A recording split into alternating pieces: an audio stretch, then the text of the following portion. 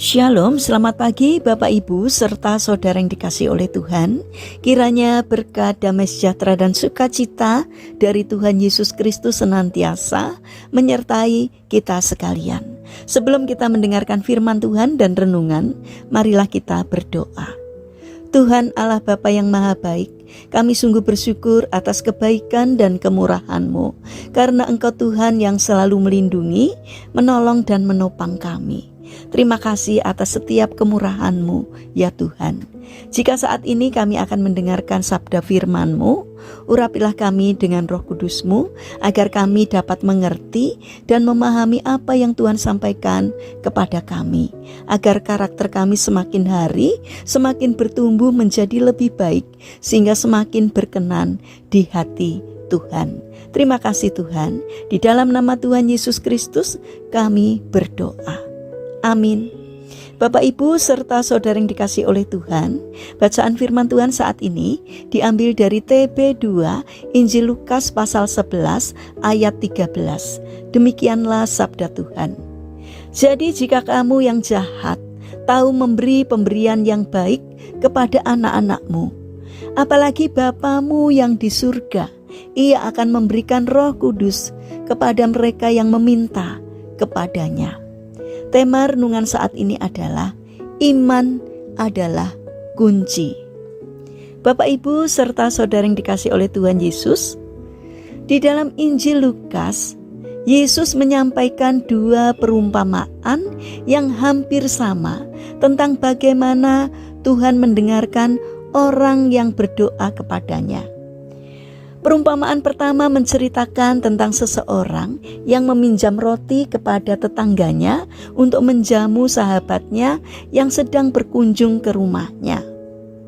Pada awalnya tetangganya itu enggan untuk bangun dan memberikan rotinya.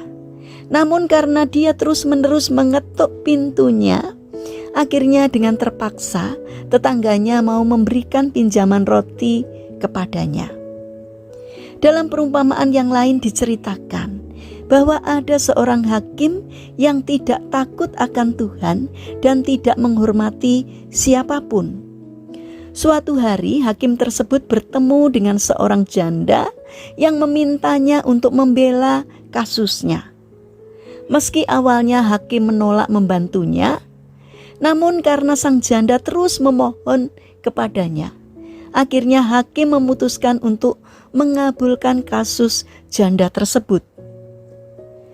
Kedua perumpamaan ini sering diartikan bahwa seseorang harus berdoa dengan terus-menerus memaksa kepada Tuhan, agar Tuhan bosan mendengarkan keluh kesah kita dan akhirnya mengabulkan apa yang dimintanya.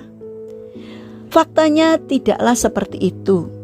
Tuhan berfirman, "Jadi jika kamu yang jahat tahu memberi pemberian yang baik kepada anak-anakmu, apalagi Bapamu yang di surga."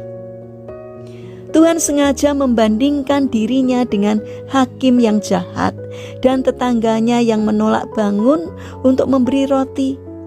Bukan karena Tuhan seperti mereka, namun perumpamaan ini dimaksudkan untuk menegaskan bahwa Tuhan jauh lebih baik dan lebih mengetahui apa yang baik bagi hidup kita.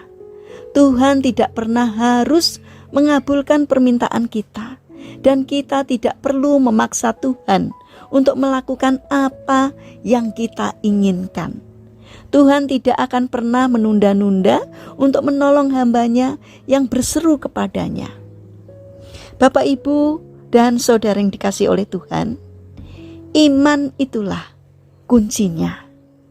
Iman adalah kuncinya. Kita tidak boleh jemu-jemu untuk berdoa, namun kita juga harus berjuang untuk bisa berserah diri dan menaruh harapan kita sepenuhnya kepada Tuhan. Dengan berserah dan mempercayakan diri kita sepenuhnya kepada Tuhan, maka kuasa Tuhan akan bekerja. Mukjizat dan keajaiban akan selalu dinyatakan setiap waktu. Kita tidak hanya akan menerima yang terbaik bagi kita, Bahkan Tuhan akan selalu memberikan lebih daripada apa yang pernah kita pikirkan sebelumnya. Mari kita bangun karakter pantang menyerah dalam berdoa. Tetap bertekunlah di dalam berdoa, maka Tuhan yang penuh belas kasihan akan mengabulkan permohonan kita. Mari kita berdoa. Tuhan Yesus yang Maha Baik, ajarilah kami untuk selalu bertekun dalam doa. Setiap kali kami mengharapkan pertolongan-Mu, kami percaya pertolongan-Mu selalu ada bagi setiap orang yang berharap kepadamu. Bapa yang penuh kasih, kami ingin menyerahkan untuk seluruh aktivitas kami hari ini ke dalam tangan-Mu. Kami memohon penyertaan dan pertolongan Tuhan. Berikanlah kesehatan kepada kami dan juga kepada orang-orang yang kami kasihi. Kami memohon kiranya Tuhan yang memberikan pertolongan dan yang memberkati kami. Bapa yang penuh kasih, kami juga berdoa untuk saudara-saudara kami yang mengalami lemah fisik atau sakit.